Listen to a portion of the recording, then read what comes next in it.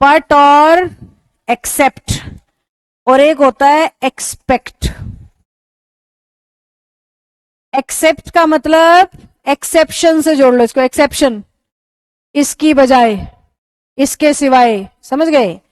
Expect का मतलब उम्मीद, जो माँ बाप आपसे लगाते हैं नौकरी की, ऐसे जोड़ लो। एक्सपेक्टेशन पेरेंट्स की होती है और एक्सेप्शन इंग्लिश में होते हैं, या एक्सेप्शन हम लोग हैं, समझे। तो एक्सेप्शन से ये बना है,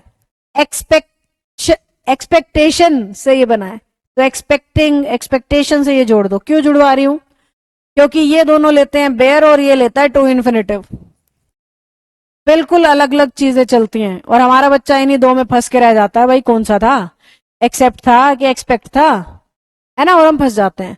तो एक्सपेक्टेशन माँ बाप रखते हैं तुमसे ज्यादा, तो इसीलिए ज्यादा शब्द आएंगे। एक्सेप्शनल इंग्लिश में बड़े कम है, माइनर से हैं, तो कम वाले शब्द में काम चल जाएगा।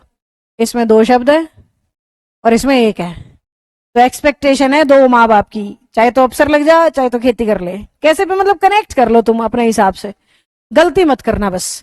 एक्सपेक्ट है तो to infinitive, he is expecting to do, to eat, to ऐसे, एंड ही एक्सेप्ट, जैसे मैंने कह दिया ही कैन राइट एनीथिंग,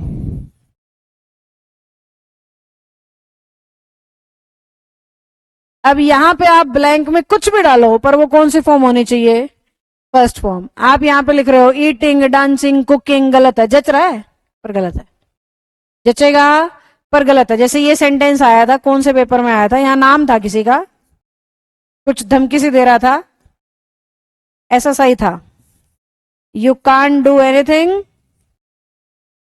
पता नहीं एक्सेप्ट टॉकिंग था कि ईटिंग था, कुछ ऐसा था। अब पूरा तो देखो मुझे नहीं आता याद, पर देखा है इसलिए याद है।